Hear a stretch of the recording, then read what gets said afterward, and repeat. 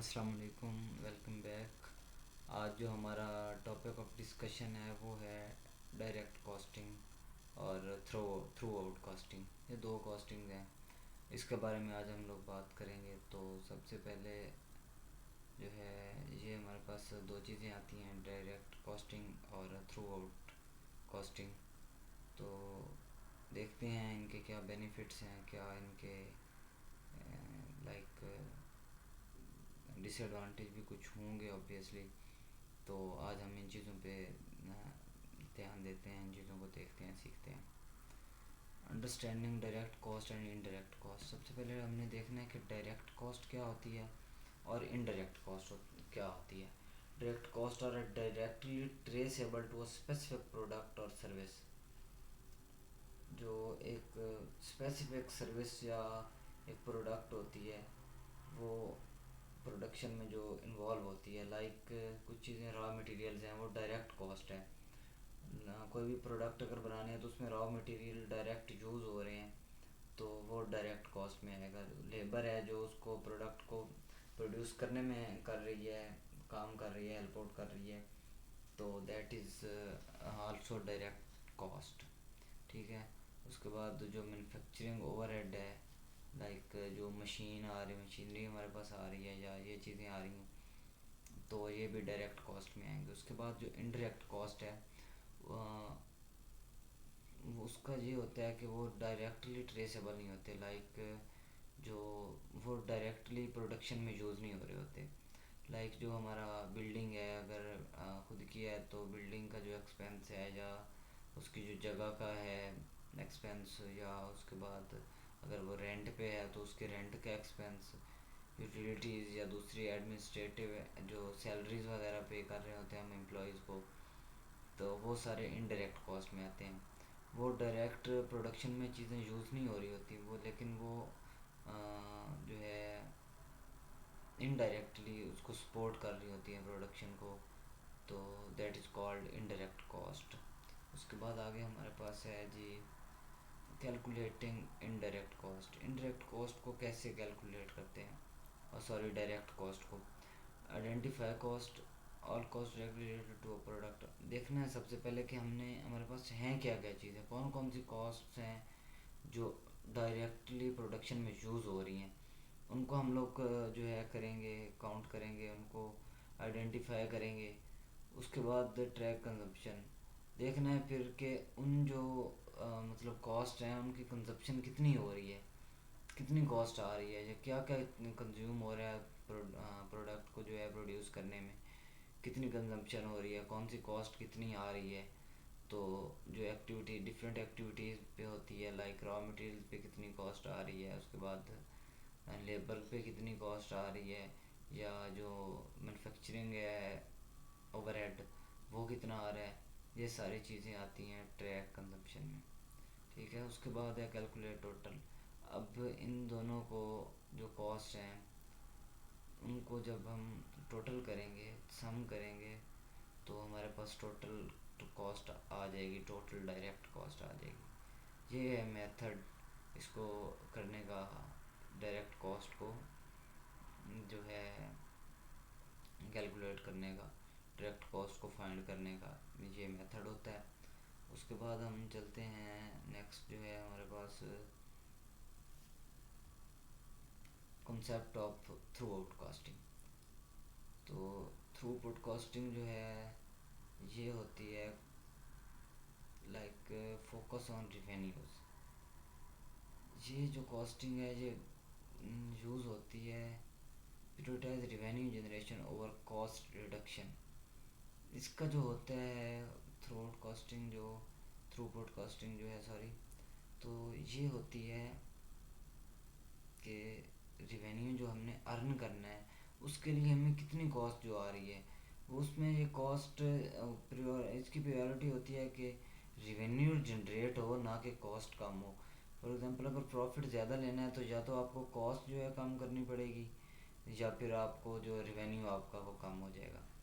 तो उसके लिए ये जो है थ्रूपुट कॉस्टिंग, इसका जो कंसेप्ट है ये रिवेन्यू पे फोकस करता है कि हमने प्रॉफिट बढ़ाना है। उसके बाद वेरिएबल कॉस्ट है। Variable cost as direct cost, consider only variable cost जो हैं उनको डायरेक्ट कॉस्ट में यूज़ करती हैं जी। ठीक है, इसका थ्रूपुट कॉस्टिंग में लाइक वेरिएबल कॉस्ट कौन सी होती हैं? वेरिएबल कॉस्ट होती हैं जो चेंज हो रही होती हैं बार बार। लाइक अगर ज़्यादा प्रोड्यूस करना है प्रोडक्ट तो रॉ मटेरियल हमारे ज़्यादा यूज़ होंगे। लाइक ज़्यादा जितनी ज़्यादा प्रोडक्ट हमारी होगी उतने ज़्यादा हमारा एक्सपेंस होगा, उतनी ज़्यादा कॉस्ट आएगी, तो ये उसको यूज़ करते हैं। कुछ कॉस्ट होती हैं जो चेंज होती रहती हैं, वो वेरिएबल होती हैं। कुछ जो फिक्स्ड कॉस्ट होती हैं वो चेंज नहीं होती। लाइक अगर बिल्डिंग है तो वो तो वही रहेगी, अगर एक मशीन ली है तो वो तो वही रहेगी ना, वो बार बार हमें हर प्रोडक्ट के लिए चेंज नहीं करनी पड़ेगी। उसके बाद throughput measures the rate of revenue generation, जो रिवेन्यू हमारे पास जनरेट हो रहा है उसका जो रेट है वो मेजर करता है। उसके बाद आगे चलते हैं, आगे हमारे पास है comparing direct costing and throughput costing. इन दोनों को कंपेयर किया गया है, जहाँ पे इधर जो है ग्राफ दिखाया गया है कि इसमें से भी ऐसा आप समझ सकते हैं। इसके बाद डायरेक्ट कॉस्टिंग का इधर बताया गया, focuses on matching cost to specific product और सर्विसेज। तो डिफरेंट जो प्रोडक्ट और सर्विसेज होती हैं उनकी कॉस्ट को मैच करने के लिए डायरेक्ट कॉस्ट को देखा जाता है। जो थ्रूपुट कॉस्ट है focus on maximising revenue generation and reducing bottlenecks. जो थ्रूपुट कॉस्टिंग है उसमें जो रेवेन्यू को ज़्यादा से ज़्यादा जनरेट करने की कोशिश की जाती है कि हमारा जो रेवेन्यू है वो ज़्यादा है। तो ये होता है डायरेक्ट कॉस्टिंग में और थ्रूपुट कॉस्टिंग में। इसके बाद आगे चलते हैं, आगे हमारे पास है benefits of direct costing. Direct costing के बेनिफिट्स क्या होते हैं? एक्यूरेट प्राइसिंग, इम्प्रूव प्रॉफिटेबिलिटी और बेटर इन्वेंट्री मैनेजमेंट, ये तीन इसके हैं। कह लें बेनिफिट कह लें या प्रॉफिट कह लें।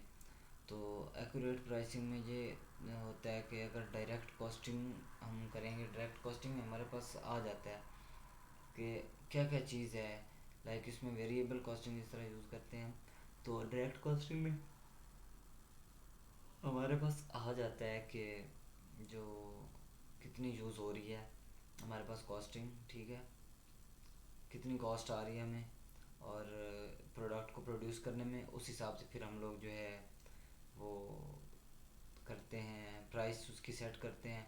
तो ये प्राइस सेट करने में जो है डायरेक्ट कॉस्टिंग हमें हेल्प आउट करती है। उसके बाद प्रॉफिटेबिलिटी, ऑब्वियसली जब प्राइस सेट करते हैं तो प्रॉफिट को माइंड में रखते हुए करते हैं, कितना प्रॉफिट हमने अर्न करना है। तो उसके लिए हमें ये भी, अगर कॉस्ट और प्रॉफिट को मेजर करते रहेंगे तो हमें पता चलेगा कौन सी ऐसी प्रोडक्ट्स हैं दो के कॉस्ट जिन पे कम आ रही है लेकिन प्रॉफिट ज़्यादा आ रहा है। तो ये चीज़ें हेल्प आउट करता है करने में। उसके बाद बेटर इन्वेंट्री मैनेजमेंट, तो inform decision on inventory levels and production runs. Like cost हमारे पास आ रही होती है, हमें पता होता है कि इतने हमारे पास बजट है तो इतनी कॉस्ट हमारे प्रोडक्ट की आएगी, इतनी प्रोडक्शन हो सकती है इतने बजट में, अगर हमें कॉस्ट का पता होगा तो ये इन्वेंट्री को मैनेज करने में, लाइक हमारे पास इतनी इन्वेंट्री पड़ी है, इतनी सेल आउट हो गई है, तो इसमें ये डायरेक्ट कॉस्टिंग जो है वो काफ़ी हेल्प आउट करती है। ठीक है, इसके बाद आगे हमारे पास आता है बेनिफिट्स ऑफ थ्रूपुट कॉस्टिंग।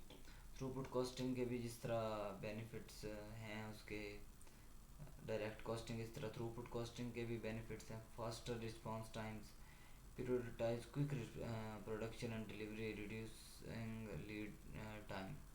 जो थ्रूपुट कॉस्टिंग है इसमें फ़ौरन लाइक क्विक प्रोडक्शन और डिलीवरी उसकी जल्दी से, और इसमें ये इसका बेनिफिट होता है जो थ्रूपुट कॉस्टिंग होती है। ठीक है, उसके बाद increase revenue, maximise revenue generation by focusing on throughput efficiency. इसके थ्रू ये होता है कि जो कंपनी का रिवेन्यू है, जो प्रॉफिट है, उसको इंक्रीज़ करने में ये हेल्प आउट करती है काफ़ी सारा। लाइक अगर कॉस्ट को, वही बात है, कॉस्ट को माइंड में रखते हुए प्राइस सेट करते हैं और उस हिसाब से फिर हम देखते हैं कॉस्ट को ऐसे, या तो वेज ढूंढे जाएं, ऐसे तरीके ढूंढे जाएं जिनसे कॉस्ट कम हो लेकिन हमारा जो है प्रॉफिट या हमारा जो रिवेन्यू है वो सेम रहे। तो इस चीज़ को देखा जाता है। उसके बाद जो इम्प्रूव्ड कैश फ्लो, तो कैश फ्लो को इम्प्रूव करता है, reduce inventory level and improve cash flow management. तो थ्रूपुट कॉस्टिंग कैश फ्लो जो है मैनेजमेंट उसको भी काफ़ी ज़्यादा इम्प्रूव करती है। तो ये हमारे पास थे जो है। अब हम देखते हैं, ये दोनों थे, डायरेक्ट कॉस्टिंग भी थी हमारे पास और थ्रूपुट कॉस्टिंग भी थी। अब देखते हैं हम इनमें से अच्छा कौन है। The best costing method depends on the industry, business objective and operational needs. तो इस तरह से हमारे पास दोनों हैं, तो हमें कोई सोचते तो होंगे कि कौन सा बेटर रहेगा, कौन सा ज़्यादा जो है प्रॉफिटेबल है, कौन सा ज़्यादा बेटर है। तो उसके लिए हम ये देखते हैं, जो इंडस्ट्री के देखते हैं आपकी कौन सी है, बिजनेस ऑब्जेक्टिव कौन सा है, जो ऑपरेशनल नीड्स कौन सी हैं, कौन से एक्टिविटीज़ हो रही हैं आपके बिजनेस में। Consult with the financial expert determine the optional approach for your specific situation. तो उस हिसाब से फिर हम देखते हैं कि कितनी हमारी कौन सा जो है कॉस्टिंग मेथड हम यूज़ करें तो वो हमारे लिए जो है सूटेबल होगा। तो दैट्स इट। ये था डायरेक्ट कॉस्टिंग और थ्रूपुट कॉस्टिंग के बारे में थोड़ा सा ओवरव्यू समझ लें, या उनमें डिफरेंस समझ लें, या उनका कंपैरिजन समझ लें। तो ये सारा था इसमें। ठीक है, थैंक यू सो मच, अल्लाह हाफिज़।